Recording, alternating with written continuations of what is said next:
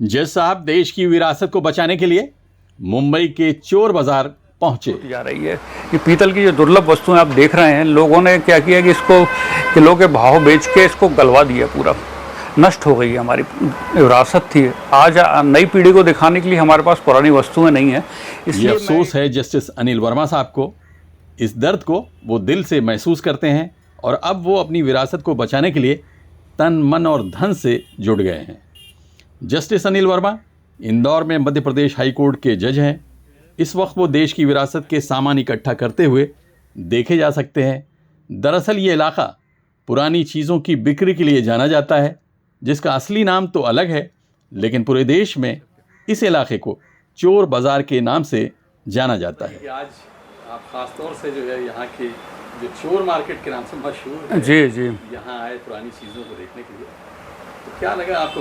मिला कि नहीं मुझे सामान आप ढूंढ रहे थे? मुझे कुछ सामान तो मिले यहाँ पर, क्योंकि अब देश को आज़ाद हुए अब करीब 75-80 साल हो रहे आ रहे हैं। काफ़ी अंग्रेज़ चले गए हैं और काफ़ी पुरानी चीज़ें जो थी हमारे देश में वो अब तक काफ़ी कुछ बिट चुकी हैं, बाहर जा चुकी हैं या म्यूज़ियम्स के या पर्सनल कलेक्शन में लोगों के जा चुकी हैं। इसलिए इन वस्तुओं को, दुर्लभ सामग्री जो एंटिक्स हैं हमारे, इनको खोजना बहुत ही मुश्किल होता जा रहा है।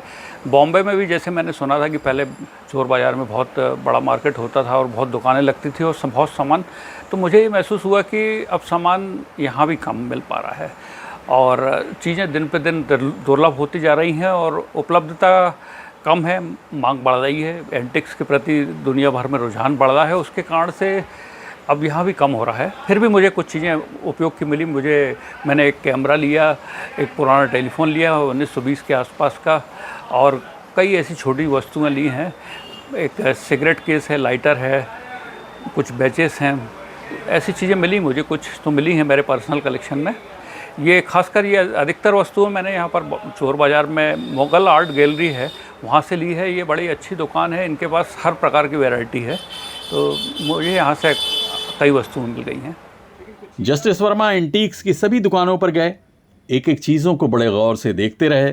कुछ चीज़ें उन्होंने खरीदी, लेकिन बहुत सी चीज़ें जिसकी उन्हें तलाश थी उन्हें यहाँ नहीं मिल सकी। लेकिन कुछ चीज़ आप ढूंढ रहे थे, जैसे आर्मी की पुरानी जो, हाँ, वो मुझे एक भी नहीं मिली। मैं सोच रहा था कि आर्मी के हेलमेट मिल जाते, वर्ल्ड वॉर से संबंधित कुछ चीज़ें मिल जाती, वो मुझे एक भी चीज़ें नहीं मिली। और जो एंटिक्स जो नज़र आ रहे हैं, ये 200-300 साल के भीतर के तो हैं, इसके ऊपर के नज़र नहीं आ रहे हैं एंटिक्स यहाँ पे।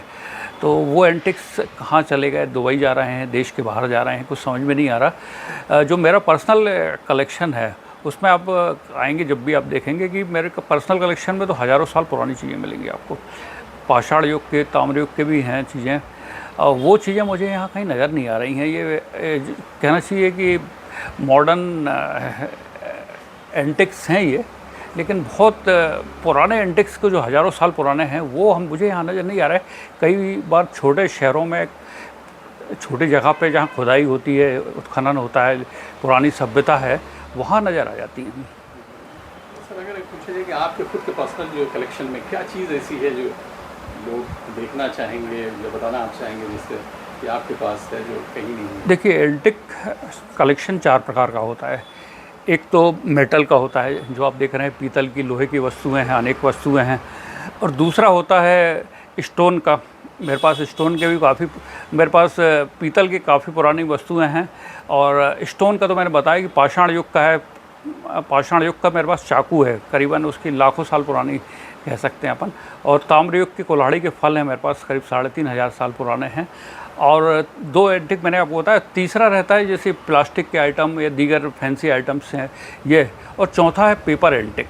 पेपर एंटिक में भी मेरे पास, मेरे कलेक्शन में आपको 150 से 200 साल पुराने पेपर्स भी मिलेंगे कई।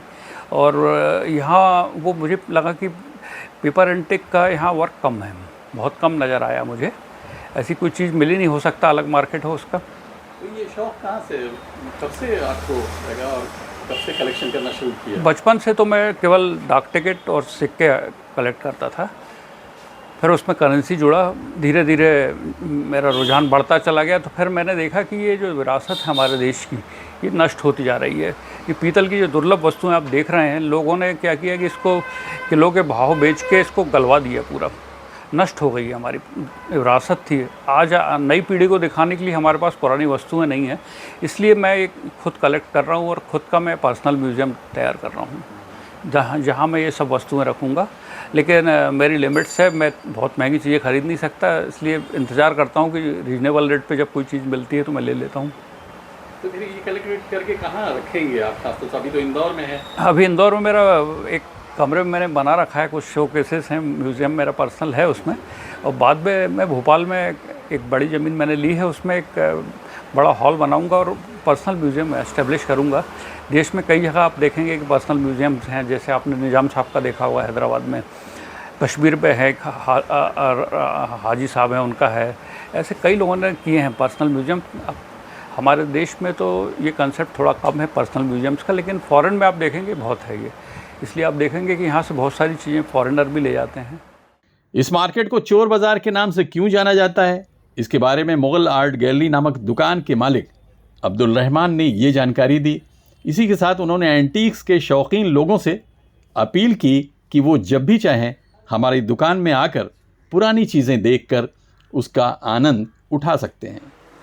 यहाँ के बारे में बताइए कि खासतौर से बड़ा मशहूर है कि चोर बाज़ार में एंटीक्स का बड़ा अच्छा कलेक्शन है, तो आप किस तरह से इसको जो है डिफाइन करेंगे कि क्या चीज़ें हैं, किस तरह की चीज़ें यहाँ खासतौर से अवेलेबल हैं और ख़ासतौर से आपके यहाँ? जी जी जी जी बेशक, आपने बड़ा ज़बरदस्त एक नाम लिया है चोर बाज़ार, जो कि पढ़ा कैसे, थोड़ा अगर आप इजाज़त दे तो मैं बताना चाहूँगा आपको। तो यहाँ पर पीछे गाड़ियाँ टूटती हैं, तो यहाँ पर बहुत शोर आता है। एंड ये गाड़ियाँ तकरीबन 150 साल से यहाँ पर टूट रही हैं, अंग्रेज़ों के टाइम से। तो बहुत शोर आता था। तो जब यहाँ से अंग्रेज़ गुज़रते थे अपनी कारों में, तो वो कहते थे शोर कैसा है, शोर। बोले इस बाज़ार से बहुत शोर आता है, शोर बाज़ार। तो उनके मुंह से जो अल्फाज निकलता था वो चोर ज़्यादा साउंड करता था इंस्टेड ऑफ शोर। तो तब से यहाँ का नाम चोर बाज़ार पड़ गया है। एंड वही सब ने अडैप्ट भी कर लिया है, क्योंकि बहुत कैची नेम है।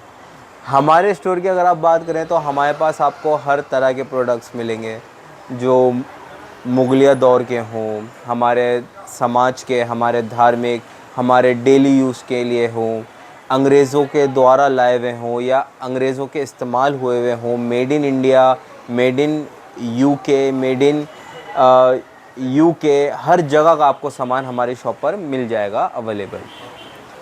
अगर लोगों से आप कहना चाहेंगे आपकी दुकान पे आएँ, विज़िट करें, तो क्या देखें, किस लिए विज़िट करें? आप यहाँ पर प्लेन स्लेट, एकदम क्लीन स्लेट लेके आइए। आप देखिए, सिर्फ विज़िट करिए, कुछ ख़रीदने की नीयत से मत आइए। अगर आपको कुछ पसंद आया ज़रूर लेके जाइए, लेकिन आप सिर्फ देखने के लिए और अमेज़ होने के लिए यहाँ पर आएँ।